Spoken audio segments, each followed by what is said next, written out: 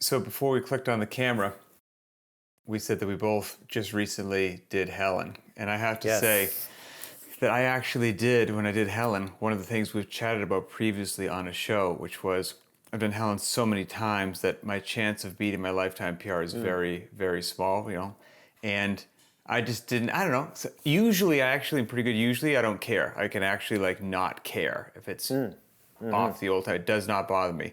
But I was having one of those days. It's more of like a regular human day that was going to kind of bother me. And so I said, I've never done Helen with stricties. So I'm going to do strict pull-ups. Oh, fun.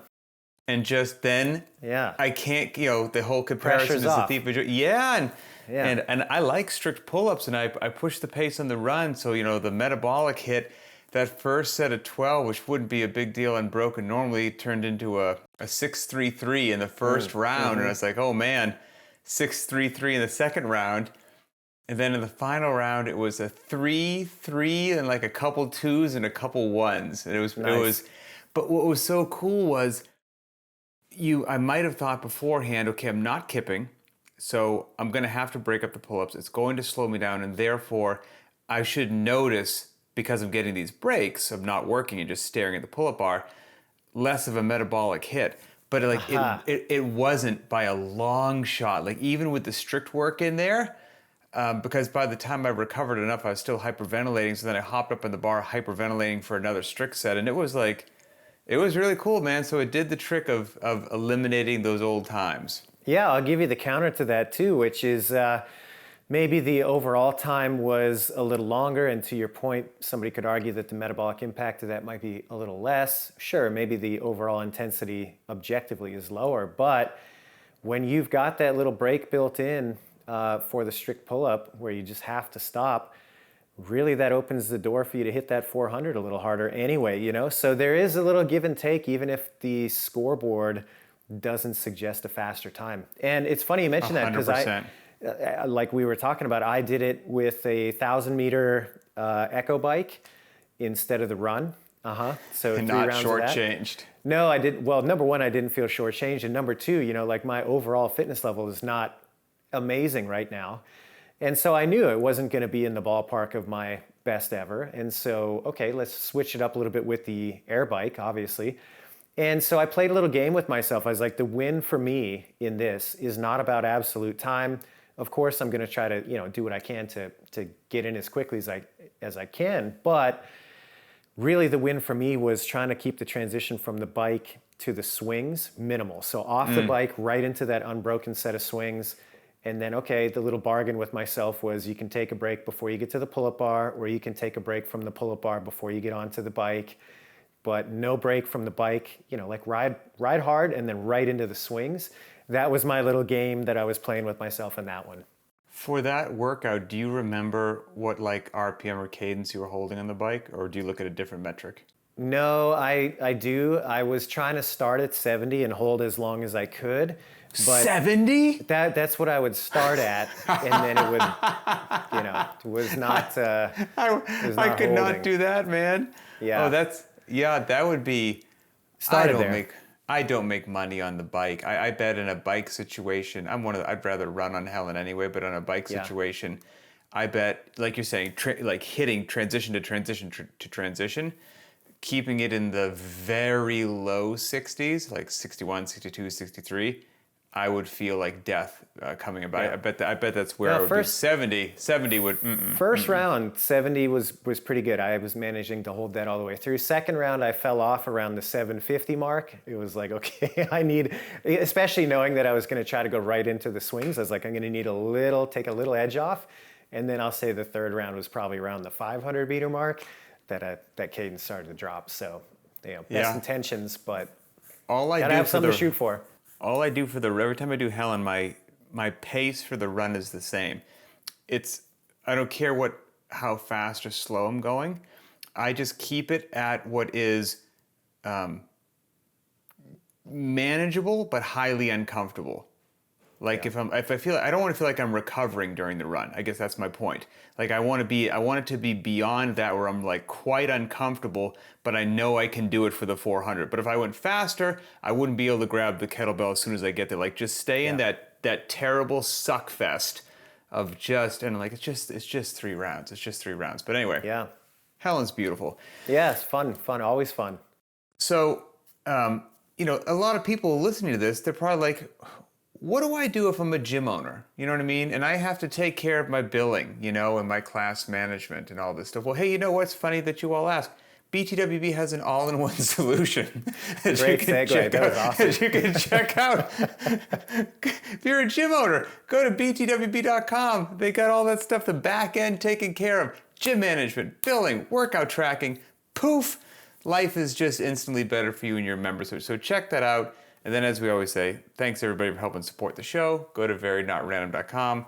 Check out the cool cycles we offer to help you run better, get your first pull-up, handstand walk, barbell work. There's some cool capacity programs, on-ramp. So check those things out. We're pretty proud of them.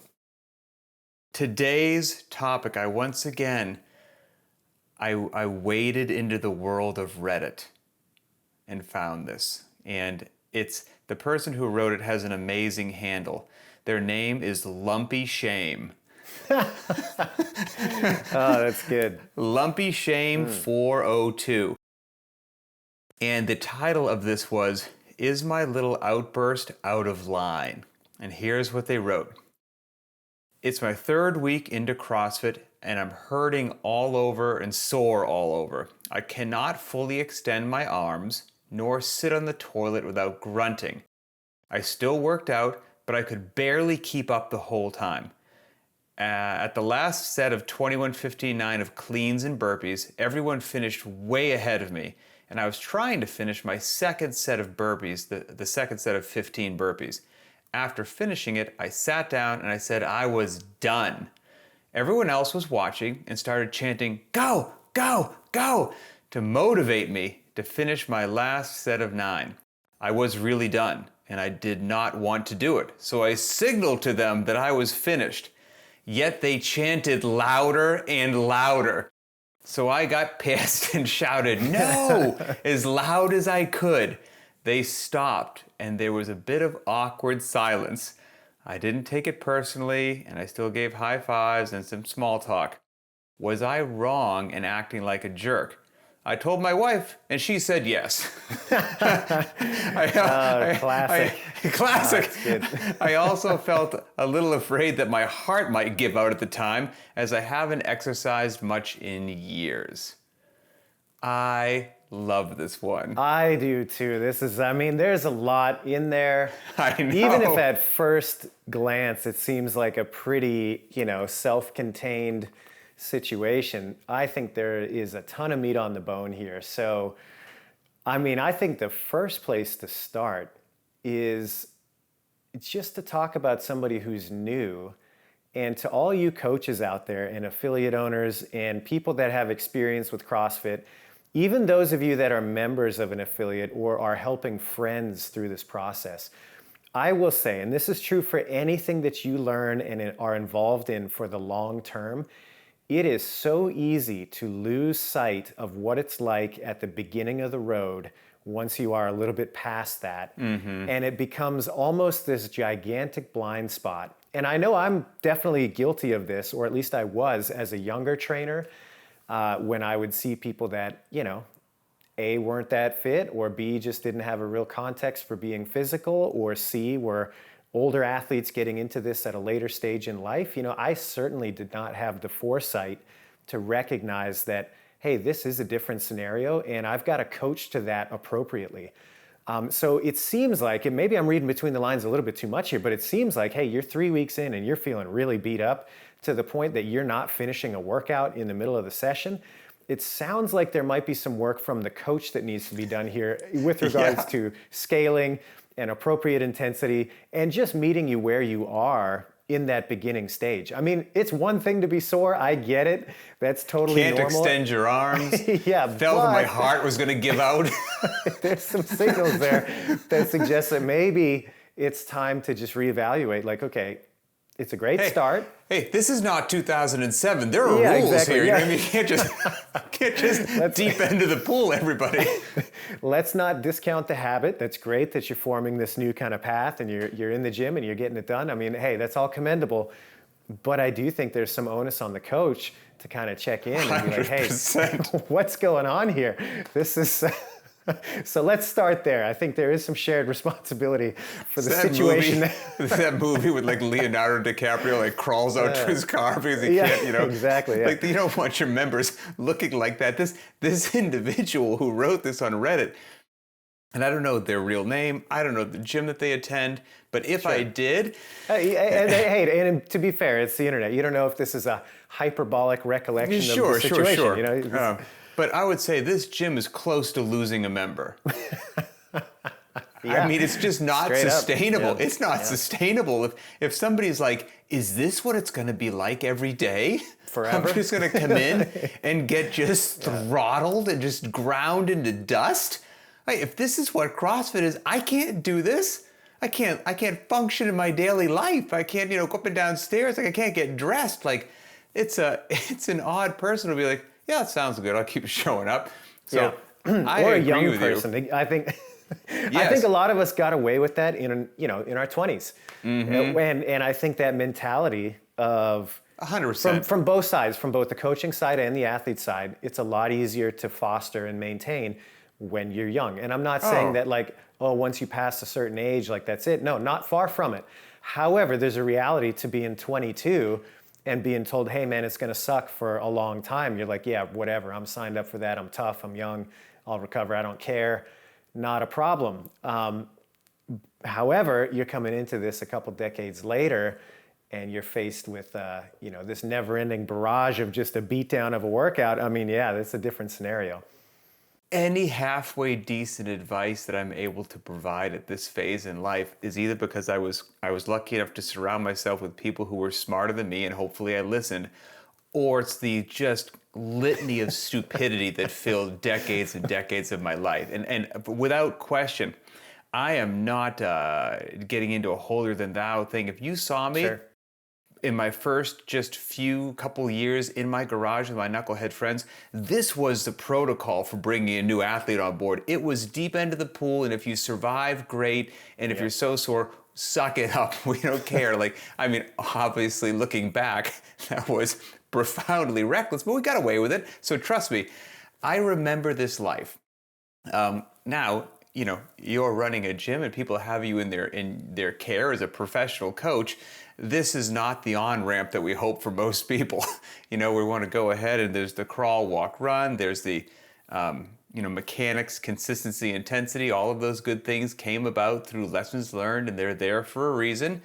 And yes, the owner, the coach, the trainer, the whatever, there should be, in the ideal class, the utopia class, right? Where you've got a beautiful time for a warm-up and enough time to coach whatever the movements you happen to be doing and give people individual attention. And then you check in with all of your athletes and you scale based upon where they are in their fitness journey, what they got going on with their knees, back, and shoulders. And then after the workout, there's some time during stretching or cool down or putting gear away that you're having these conversations, which are conversations, but you're gathering information as the coach as to how you're feeling, what's going on. I saw you doing this, or hey, I know this, you're relatively new. How you feeling, cowboy? And you're like, I haven't used the toilet in 3 days because I can't sit down. Whatever it happens to be, that sort of check-in I would hope is occurring, and I would hope that decisions are being made with loadings and rep ranges and ratcheting down intensity or whatever, so that not only a couple things happening, not only does your client not feel like they were just on the receiving end of a gang initiation, but also so that it sounds like they're out of shape relative to their peers in this class. I don't know what their background is, but that probably, you're a little self-conscious because of that. You're in this class, everyone's just moving more weight and faster than you are, so there's a bit of self-consciousness there. You feel like a truck hit you, and then no one's allowed you, it sounds like, to scale or modify something appropriately. So not only are you slower and weaker than everybody else, but since the workout wasn't adjusted for your needs, it's now profoundly obvious that you're the one animal that's not near the herd because everyone else has been done for 5 minutes and now there's a spotlight on you. Like that, there's a lot going on here that I can see why all of a sudden this person had a little bit of an event. Yeah, no, I couldn't agree more with all of that. And, just kind of one more point in this idea of potential coaching oversight is, when somebody comes to you right out the gate, it's very easy to kind of have your eye on them and recognize that they're probably going to need a helping hand. This person has described that they're now 3 weeks in. And I think sometimes when you're in that range where you're not quite a rank and file beginner, but you're not quite at the point that you're, a little more self-directed with your training and able to kind of monitor on your own yet because you just don't have the experience. It's easy to kind of lose somebody in that middle ground, and that middle ground can be, quite a wide strike zone. Sure, good point. Of time. And so maybe it's just a case of like the trainer recognizes this individual as new, but in their mind, okay, they've been around for 3 weeks, they've been really consistent, and it's kind of created a blind spot that they haven't checked in a while. And that, unfortunately, it sounds like it might have fallen through the cracks on this session at least. So yeah, that's... Oh, I feel so bad for this person. It's incredible. So yes, check in with your athletes. And again, they're not cliche phrases. They all came around for a while, like the mechanics, consistency, intensity, crawl, walk, run. But there was also that general rule, right, with a new athlete. And like you're saying, new could mean day one or month one or several months, depending upon what somebody's background is. Yep. For whatever time period is appropriate for the athlete, when you do hopefully check back in with them the next day and, hey, it's, how are you feeling? You would ideally like them to say, I feel pretty good. Like, don't get me wrong, I'm a little sore, but I feel pretty good. Like, I feel like you could have dosed me up a bit more. Cool. Like that is a good place. Not like, hey, how are you feeling? They go, I can't fully extend my arms nor sit on the toilet, and I was a little afraid that my heart might give out. Okay, that's not it. But you're not going to know that if you don't check in. So anyway, I think we've covered that one. Yeah, well. For sure. And hey, just to beat it to death one more time, I do think, and I haven't said this in a while, it used to be a go-to on the talking points, but so for all you longtime listeners, you probably heard this before, but I really think that in general, the approach that you just mentioned, where you keep people a little bit hungrier rather than always kind of fighting to get their head above again, like I think that is a better scenario to be. Just a little more reserved and have people chomping at the bit than the alternative. It's way easier to continue to see progress that way than to overdo it and feel like you have to take a big step back. So for what that's worth. So maybe now we move on to the second piece, which is let's do it. Cheering. The cheering on, the motivation, almost synonymous with the CrossFit community experience. Cheering on at the last person. Rah, rah, rah, feel the motivation, the bar gets lighter, the adrenaline surges through your veins, we march forth into triumph and victory. Not quite what occurred at this one. This individual decided that they weren't going to do the set of 9, that they were done. Everyone rallied to the cause, go, go, go. A gentle wave of, no thanks everybody, which was blown off, and then met with a very loud shout from this individual that you could not mistake the fact that they were actually done and they wanted everyone to just shut their mouth, please. What do you make of that? Oh, I've got lots to say there. I think number one, anybody should feel at any time that they can walk away at any point during a workout. And I think that's fundamentally important. You know what I mean? Like some days, you recognize that I'm just being a little baby about it and I need to suck it up and just finish.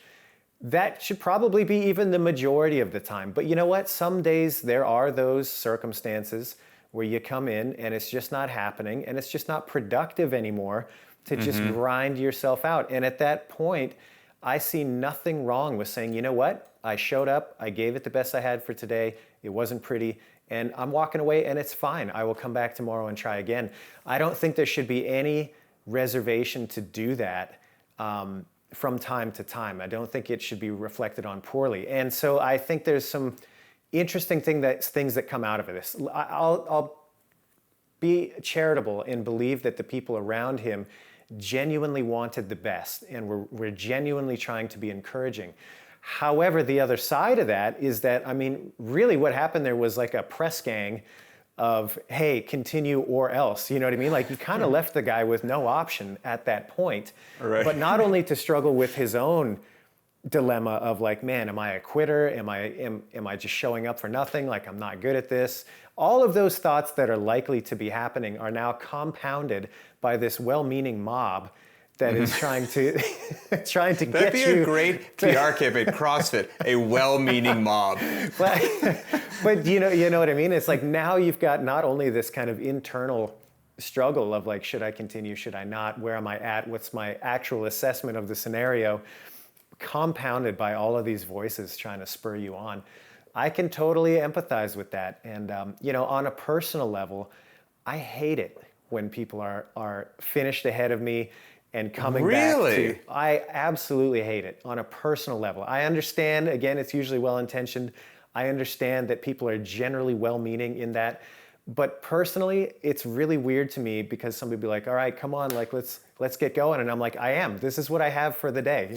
I'm not faking it. This is where I'm at for right now. And so, I appreciate it, but nothing you say to me at this point is going to, somehow change the physiological reality of the situation. And so for me, I can totally empathize with this individual. I don't expect to hear that. Do not care for it at all on a personal level. Yeah, to the point where I didn't know that. I have been in the situation where I have also waved off people and, sometimes more graciously than others. And it's definitely something that I've thought a lot about over the years. Man, that's... But at the end of the day, the two things is like, number one, people are going to react differently to that kind of motivation. 100%. You got to learn to read the room and like, hey, sometimes it's like, thanks for helping us out, but we're done. And then number two, I think as an individual, you should always feel that you are empowered, to use the parlance of our time, to know and self-assess and say, hey, you know what? I think today I've had enough and the training has been checked and we're going to walk away and live to fight another day. Man, so many things. First of all, even after all these years, I had no idea. Learn something about you. Dude. Oh yeah. Learn something about you. Yep. I am in agreement with you that I believe the overwhelming majority of the time, the cheering comes from a good place, a place of support, of this is going to be positive and helpful, and we're going to lift this individual up, and that's part of being in a community. I think that's the lion's share of it.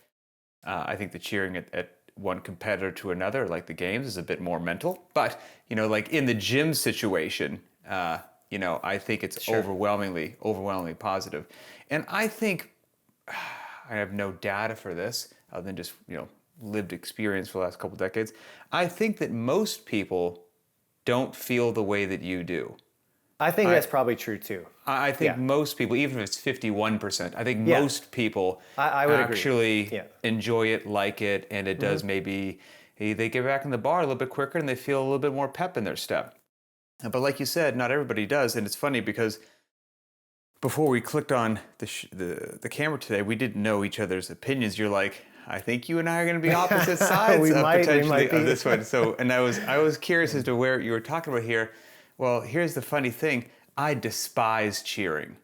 Oh, okay. I absolutely, it actually makes me want to go slower just to frustrate everybody around me. Like, it really does. It brings out the contrarian in me because like you, I'm like, do you think I wouldn't be, if I had it, I would go faster. Do you think if I could do another deadlift or pull up that I would be just sitting? Like, of course, I need, I'm resting because I need to rest, or just because maybe I don't feel like selling my soul to the devil today. Like, today I just feel like 70%'s okay. And I don't want to just grind myself into just a pulverized dust on the floor, be non-communicative for 10 minutes and non-ambulatory. Like I'm just working out today and the cheering and the whatever, and it shuts off a switch in my head. It puts me in a negative place, and I say many bad things in my head to the people who are trying to support me. That's the real thing.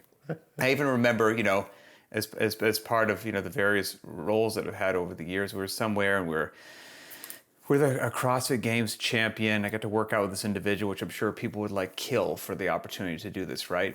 In my head, I'm like, this is a nightmare because I know I'm going to be so far behind this person. Like, I know what's going to happen. This is a nightmare scenario. And of course, they finished, like 78 days ahead of me, on the workout. And they're just right next to me, just cheering. And it was for wall balls. And I hate wall balls anyway. And now I hate cheering. So I'm doing a movement that I hate. And this person's cheering right next to me. And all I could think of was, I just want to throw this ball at your face. Like, it's driving me crazy. So it's funny, but that wasn't that individual's fault. Sure. Those are my issues or personality or whatever it happens to be. But it's funny that you feel the same way. And I'm shocked to hear that about you. And I think people would be shocked to hear that about me. Like, the irony is not lost on me.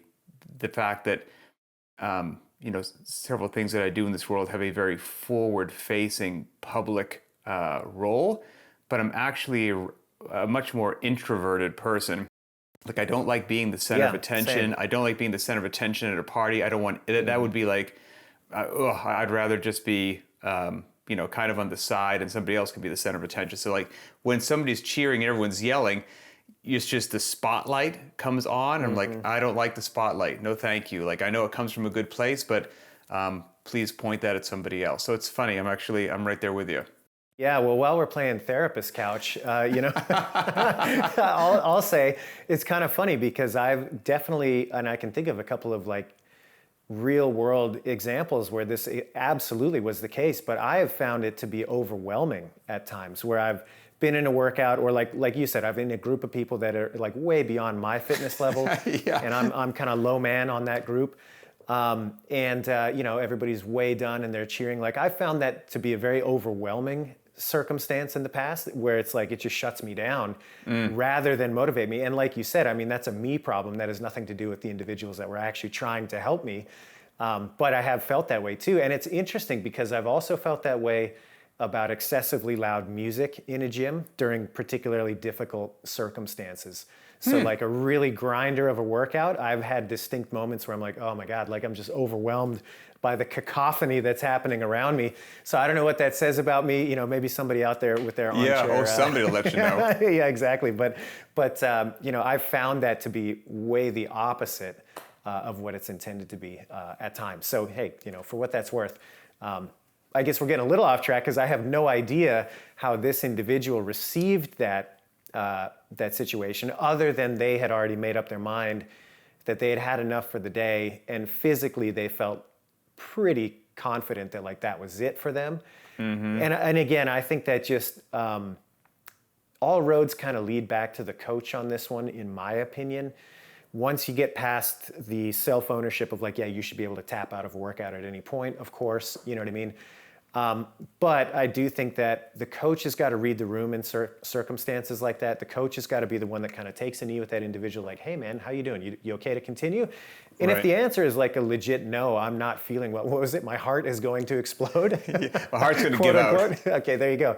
Well, hey, you know what? It sounds like we probably got enough for the day, and let's move on. If it's just like, yeah, I need a minute. Yeah, I'm really tired. I don't know. Okay, well, maybe you can finish. Maybe we can just take a scheduled rest, and that coach can kind of help you through that. And maybe you do pick up the bar again and finish that last set. But again, I think that's on the coach in that moment to come and recognize the situation and guide that athlete. I mean, after all, that is the job. And it's just like everything else, right? It's just learning. I wouldn't hold any, maybe it's because this person resonates me. I wouldn't hold anything against this person. Like they're out, I'd be like, you're good with your outburst, man. Don't worry about it. Things I say and think during a workout, it happens. But it's also like not all, with the coaches getting to know your athletes, getting to know your community, that so-and-so responds better to visual cues. So-and-so is more tactile. This one, like not everybody responds to the same coaching cues, and you get to learn your community. And it's the same deal with, so-and-so, if you cheer, they're going to fire them up. I know people, we both know people actually who shall remain nameless, who self-admittedly, what they want to hear during a workout, what actually motivates them is not only somebody yelling at them to get going, but being mean. Oh yeah. Like being like yelling at them and swearing at them about how you're just a slow moving piece of garbage, and that's actually what drives them. That sounds like a nightmare to me, but everybody's a little bit different. So yeah, all good, all good. And hey, person says, they still engaged in the small talk and gave the high five, so it's all good. So, I would say personally, your question at the end, was I wrong and acting like a jerk? I don't think that's how I would characterize that. Again, maybe because it resonates with me. And there's a whole other, thing we could get into at a different topic if this wasn't a fitness podcast. If, I went and asked my wife if I was a jerk and she said yes. I was going to wrap with that too. I was going to say, hey, don't listen to your wife. I don't think you're the jerk in this circumstance. And I'll also say that, hey, it's one workout. Don't give it more kind of thought than it's needed. I think sometimes in circumstances like that, the tendency from some people is that they overthink that. And trust me, man, nobody is thinking about it as much as you are. 100%. You can just move on to the next workout and chalk it up to like, hey, it was a tough day. That's it. Doesn't need to be much more than that. Agreed. So on Reddit, lumpy-shame402, I hope that somebody passes this your way. We are right there with you, my friend. Hang in there. Talk to your trainers. Get on a nice same page about some good scales, modifications, reduction of intensity, and I think you'll have a much more pleasant experience. So super curious to hear after this show everyone's thoughts in the comments. Whose side are you on in this? Do you like cheering? Do you not like cheering? Are you one of those people that likes people to be like really harsh on you and kind of like a drill sergeant? Like, what works for you? What doesn't work? Let us know. If you've got an idea for a future show, post it in there as well. Find this show on the btwb YouTube channel and post your thoughts in the comments there. And then if you have an idea for a show, again, leave it there, or you can hit us up on the Varied Not Random Instagram account. You can either just post a public statement message that we'll see, or you can send a direct message if you want to be more anonymous. They all get to us. And we appreciate all of you. So for Adrian Bosman, I'm Pat Sherwood, and we'll see you next time.